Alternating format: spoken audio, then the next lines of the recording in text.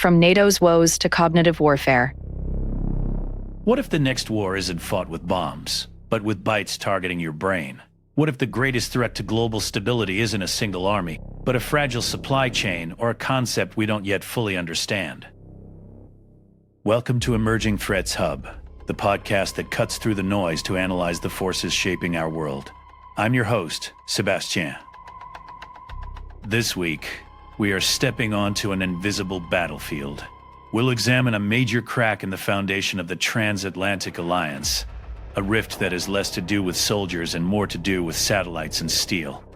We'll explore a new form of warfare where the objective isn't territory but your mind, and we'll trace the high-stakes diplomatic maneuvering between the world's great powers as they grapple with a new, multipolar reality.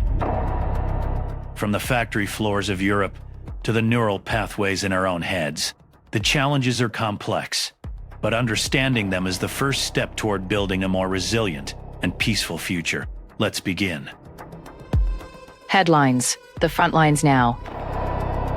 First, let's ground ourselves in the tangible, ongoing conflicts that are shaping today's security environment. In Ukraine, Russia is adapting its arsenal with alarming speed. Recent reports confirmed the deployment of the TOS-1A, Solnspek, a thermobaric rocket system notoriously destructive in open terrain. The critical new development? It's now being fielded with what appears to be integrated anti-drone protection. This isn't just an incremental upgrade. It's a direct response to Ukraine's effective use of drones on the battlefield. It tells us that Russia is learning, adapting, and escalating its tactical capabilities in real time. At the same time, the race to defend Ukraine's skies continues. The German defense firm Hensoldt is significantly expanding its deliveries of IRIS-T air surveillance radars. These systems are crucial for detecting incoming threats, providing the early warning needed to protect civilians and critical infrastructure. This industrial ramp-up highlights the immense pressure on Western nations to convert political commitments into concrete battlefield-effective hardware at scale. And there's a potential new front for U.S. military engagement that doesn't involve a peer competitor. President Trump has recently repeated his threat to use military force in Mexico against drug cartels. While politically charged, this statement brings the issue of state versus non-state actor conflict back to the fore, forcing a conversation about the rules of engagement, sovereignty, and the blurring lines between criminal enterprises and armed groups. It's a reminder that threats are not always defined by national borders. Deep Dive 1: NATO's fracturing industrial base. Now to our deep dive, where we connect a few dots that point to a fundamental shift in the global defense landscape. The story begins with a headline. NATO has dropped its plan to purchase the Boeing E-7 wedge-tail aircraft to replace its aging AWACS fleet. The reason? The United States, the largest member of the alliance, withdrew from the joint purchase. Here are the facts. This was meant to be a flagship project for transatlantic cooperation. The U.S. walking away, citing its own procurement needs, exposes a deep-seated tension. It reveals a divergence in how the U.S. and Europe view shared security procurement. For the U.S., it seems national priorities outweighed alliance goals. For Europe, it's a stark signal that they can no longer assume American industrial and political support as a given. This single event is not an isolated incident. It's a symptom of a broader long-term trend, the push for European strategic autonomy. Consider this.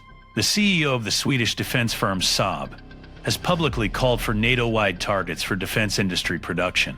He's essentially arguing that the alliance needs to function as a cohesive industrial base, not just a military one. This is a direct response to the sluggish production rates that have hampered support for Ukraine. Simultaneously, the European Union is refining the rules for its European Peace Facility, or SAFE loans. This financial mechanism is designed to fund joint defense projects and production, effectively creating a Eurocentric defense bank separate from US dollar-dominated systems. And we see this rewiring in other ways too. European arms embargoes on Israel are reportedly pushing that nation to accelerate its own domestic defense manufacturing. When supply chains are cut off, innovation is born of necessity, This isn't isolationism, but rather a restructuring of the global defense market, where regions are hedging their bets and building their own industrial fortresses. The Boeing E-7 story is the crack in the dam. Behind it, we see a flood of activity aimed at building a more self-reliant European defense ecosystem. The long-term implication is a world where the transatlantic bond remains strong politically, but industrially, it's becoming more transactional and far less certain. The future is now unseen battlefields. Let's shift our focus from the tangible jets, guns, and factories to the intangible, to a battlefield that has no geography and no clear front lines. The first concept we need to understand is what analysts are calling cognitive warfare. The People's Liberation Army of China has been writing about this for years. But here in the West, we still lack a clear, common definition.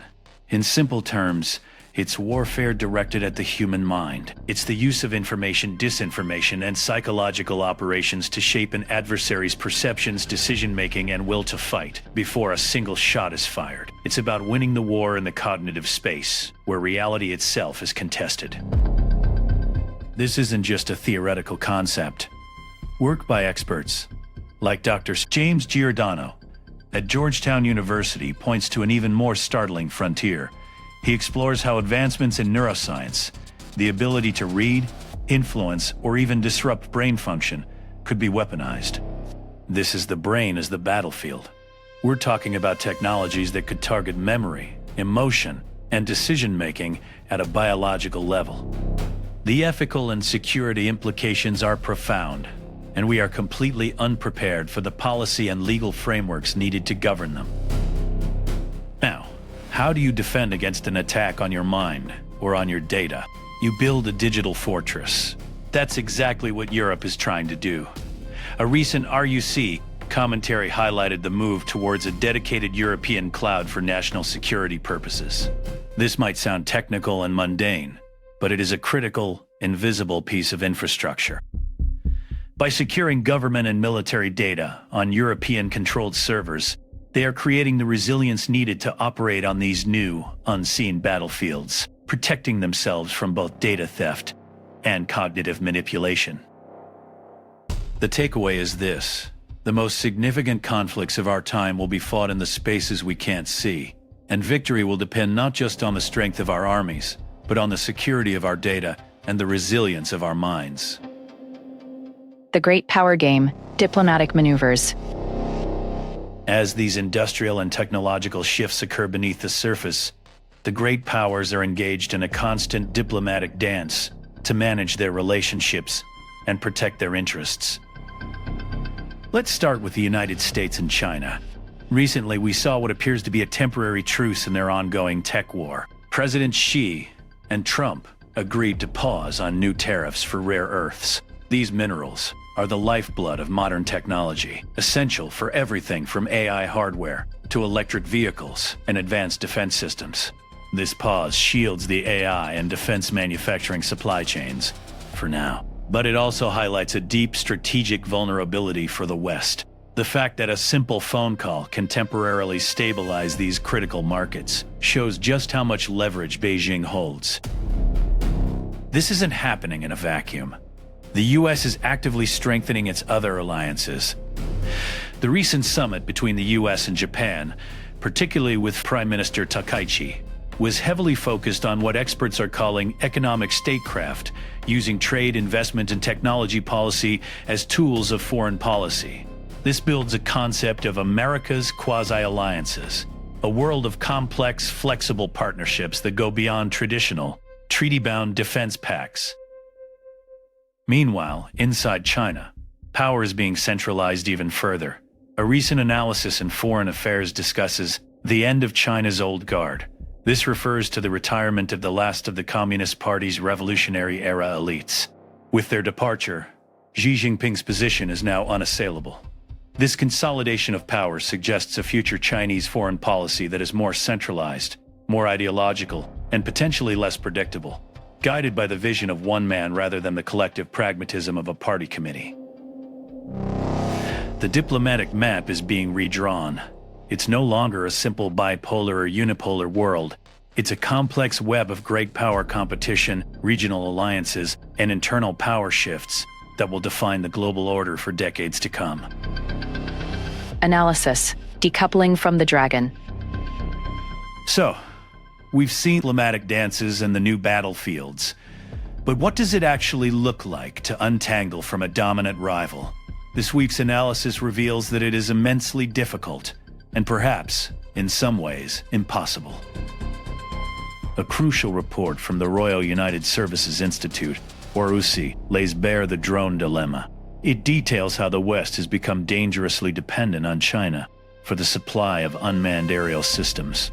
The report on decoupling these supply chains reveals the immense difficulty and astronomical cost of untangling from a dominant supplier. We're talking about everything from the basic carbon fibers to the sophisticated microelectronics and batteries. Decoupling isn't a switch you can flip. It's a decade-long, multi-billion-dollar industrial undertaking. And China is not a passive actor in this. We see evidence of this in Huawei's spare tire 2-second quote strategy. Analysis shows how Huawei uses a sophisticated network of shell companies and third-party distributors to circumvent U.S. sanctions and continue selling its equipment globally. This demonstrates the severe limitations of unilateral export controls. It shows that without robust, multilateral cooperation, a determined nation can always find a way around the rules. So how do you counter a threat when you can't fully untangle from its supply chain? Sometimes, you have to learn from the enemy. In a move that feels like something out of a Cold War thriller, Sweden is now buying and testing copies of Russian attack drones. This is a stark admission. To defeat a future threat, you must understand its capabilities, its tactics, and its weaknesses. It's a pragmatic, if uncomfortable, solution that acknowledges the complex realities of modern warfare. The lesson here is that simple solutions like just ban it are rarely effective. Building true resilience requires a deep, systemic understanding of our interdependencies and a willingness to make difficult, long-term investments in our own industrial base, while also engaging in creative and pragmatic intelligence gathering. Broader context. A search for new models. It's easy to fall into a sense of cynicism when we see great power competition and industrial fragmentation. But it's crucial to also look at the concurrent search for new, more inclusive models of global governance. A key development is coming from Africa. Chatham House recently hosted a major conference in Addis Ababa, focusing on Africa's rising influence. This isn't about Africa as a subject for great power competition. It's about African nations asserting their own agency and pushing for a greater role in global institutions. They are offering a potential alternative to the binary choice of aligning with the West or the East, instead pushing for a more multipolar and equitable world order. This rising influence could be a powerful force for de-escalation, adding new voices and perspectives to the global security conversation. Similarly, there is a growing discussion about a new security architecture for the Middle East. For decades, the region's security has been underpinned by a US-centric model. Now, there's serious consideration for a new path, one built more on regional inclusion, mutual security pacts, and economic integration. While these are still nascent ideas, they represent a crucial shift away from reliance on a single external guarantor and towards a more resilient, regionally owned stability. These stories are the counterbalance to the narratives of conflict and division. They are the proof that even as great powers vie for dominance, there are other actors, regional blocs, non-aligned nations, and coalitions of the willing working to architect a more stable and just peace. So, what are the threads that connect today's analysis? First, a tangible shift. The collapse of NATO's Boeing deal is a clear signal that the post-Cold War transatlantic industrial order is fundamentally changing, driven by a European push for strategic autonomy. Second, an invisible battlefield.